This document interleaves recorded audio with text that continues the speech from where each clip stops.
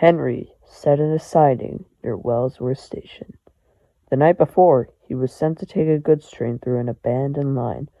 When they saw unusual events play out, gates moved by themselves, signals were dropped, and even a fogman's coat was hanging on a tree. Henry and his crew decided not to venture further down the line the previous night, but they knew the train needed to get through, so it would have to be finished tonight. "I'm sorry, old boy, but the train has to get through," said his driver. "Also, because we didn't get the train there, we now have to take extra cars, including Gremlin." Henry shuddered at the thought. Gremlin was a despised truck among the engines. He was the right-hand man to Scruffy before Oliver tore him into pieces. Gremlin took over as the new leader of the trucks, and he made quite an impression. Anytime he was on a train, he would make the engine's lives a living hell. He would always cause problems like sudden braking, breakaways, and even runaways and derailments. But that night, the air was calm and Henry was peaceful, when suddenly an owl hooted and Gordon thundered by. The trucks began to laugh loudly. "Oh, look, Henry spooked," said the band closest to Henry. Gremlin decided to scare Henry. "No," Gremlin said to no one in particular. "I've heard a story about that line from the workmen." Henry pretended not to listen.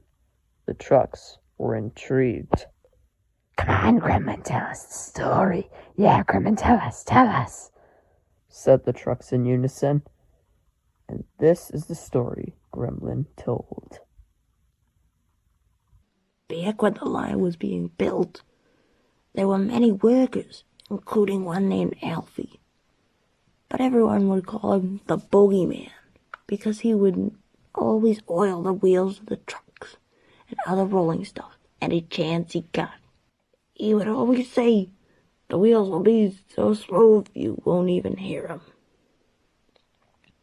Little did he know how true it would be, for one night a tragedy would strike. On October 16th of 1913, he had become quite intoxicated and it came to rest on the rails. One minute he was on the rails, the next a train came around the bend, and He pulled off. some say it was the fact that he had oiled the wheels of the engine that day. Others believed that the crew had no time to react. But either way, Alfie was gone, and soon everyone forgot about it. Until strange things started happening.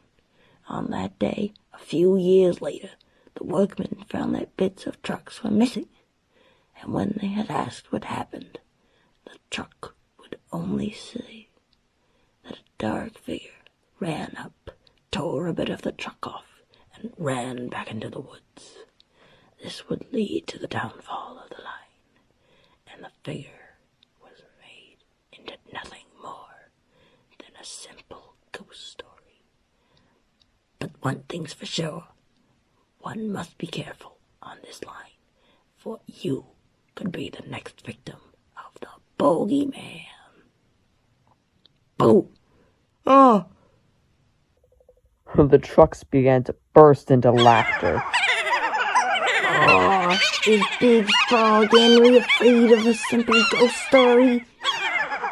Said Gremlin mischievously. Be quiet, I'm not scared. But secretly, he was. Just ignore them, said the driver. Let's just get the job done with and go home. Henry agreed, and they set off towards the line. Soon, they saw the amber lamp once more. "Here we go," said the driver. Just then, the gates closed by themselves, and the signal turned red. Henry saw it, and the trucks did too, and they were spooked. Faster, faster, faster! There's a ghost about! Henry was going to stop again when he heard a loud, blood-curdling scream. Henry realized that the scream came from Gremlin. Henry looked around to see what was the cause of the commotion and saw the rough outline of a person. The specter had no defining features to it and looked like a smudge of black paint. Just as soon as Henry saw the creature, it began to come towards them. Henry's driver, without thinking, opened the regulator and raced away from the horrible person. "I think we're safe now," said his driver. But he was wrong. Up ahead, Henry and his crew saw a landslide that had blocked the line. It braked hard, but Gremlin hit the embankment, and the rest of Henry's train plunged into the ravine. Henry, who had stopped inches away from the rock slide, was petrified. Suddenly, an old handcart rolled down the line. The fireman laughed. "It's just old Bailey, the fogger." Old Bailey was cross. "I tried to stop you. Didn't you see the signs?" "We're sorry. Is there anything we can do?" "Well, I would like to operate that old station. If you do, I promise I won't spook Henry again." And soon, old Bailey's wish came true, and a big celebration was held for the new station and line. After the celebration, Henry asked Bailey about that night. "So, were you the one who we saw near the signal?" Bailey raised an eyebrow. "What do you mean, Henry?" "Last night something ran towards us. That's why we was going so fast." Bailey looked confused. "My dear engine, I was at the station. That's how I saw you charge down the line." Henry was going to say something else when he remembered the story that Gremlin was telling.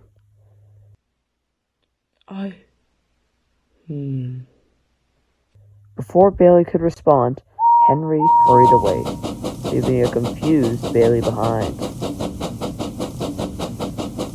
Henry kept replaying that night over and over, trying to make sense of what happened.